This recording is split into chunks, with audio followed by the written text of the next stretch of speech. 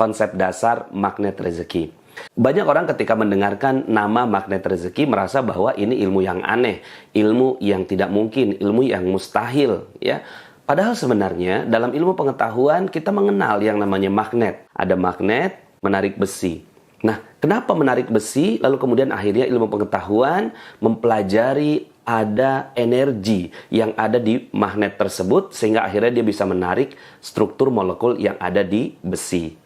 Begitupun ketika ya ada golok ya atau pisau yang diinduksi dengan sebuah magnet dengan berulang kali, lalu kemudian didekatkan kepada besi yang lain, lalu kemudian tiba-tiba golok itu, pisau itu berubah menjadi magnet. Namun sementara sifatnya tidak seperti magnet yang strukturnya sudah seperti magnet. Kemudian setelah beberapa lama sifat magnet itu hilang dan kembali harus diinduksi. So ini adalah ilmu pengetahuan. Ada magnet yang bisa menarik besi yang lain.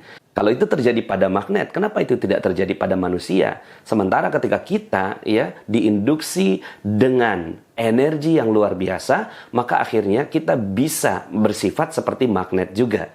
Yang ditarik bukan besi, yang ditarik adalah sesuatu yang kita inginkan, ya, kebahagiaan, kesenangan, kesehatan, ya, uang, rezeki, ya, kemudian keharmonisan dan seterusnya. Jadi definisi rezeki dalam magnet rezeki tentunya bukan cuma sekedar uang, tapi lebih luas daripada itu. So, sebenarnya ini bukan konsep yang aneh, bukan? Kalau kita mempelajari ilmu pengetahuan, sehingga akhirnya kita bisa meniru apa yang terjadi pada struktur molekul yang ada di dalam magnet. Contoh lain misalnya hubungan antara kupu-kupu dengan taman. Kupu-kupu itu ibarat proyek, ibarat uang, ibarat kesenangan, ibarat apapun yang kita ingin tarik dalam kehidupan kita. Banyak orang yang menarik kupu-kupu itu menggunakan jaring. Pergi pagi, pulang sore, ya, membawa jaring, lalu kemudian menangkap kupu-kupu. Besoknya begitu lagi, semakin terampil, dia ambil kupu-kupunya, lalu kemudian dimasukkan dalam sangkar. Besoknya begitu lagi. Dia kumpulkan lagi kupu-kupu itu, masukkan dalam sangkar. Lalu kemudian pertanyaan saya adalah, ketika telah terkumpul 1000 kupu-kupu di dalam sangkar, kemudian ingin bermain dengan satu kupu-kupunya, dia mulai membuka pintunya, apa perasaannya? Tentu perasaannya adalah takut, gelisah, khawatir, cemas. Yang keluar bukan cuma satu, tapi yang keluar adalah 1000 kupu-kupu itu. Kalau ingin bermain dengan kupu-kupu, kenapa tidak bangun taman? Cuma memang alatnya berbeda. Yang satu pakai jaring, yang satu pakai pacul. Ya, arahnya juga berbeda. Yang satu ke atas, yang satu ke bawah. Prosesnya juga berbeda. Yang satunya instan, yang satunya dia perlu proses yang cukup panjang.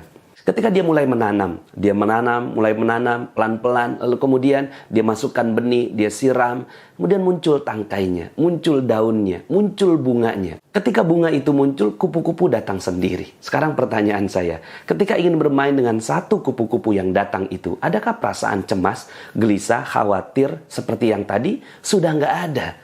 Begitulah logika kita dalam mencari rezeki. Sebelum kenal magnet rezeki, saya pribadi itu mengejar kupu-kupu. Ada rezeki di sana, ada proyek di sana, ada uang di sana. Saya kejar, saya tarik, saya masukkan dalam sangkar.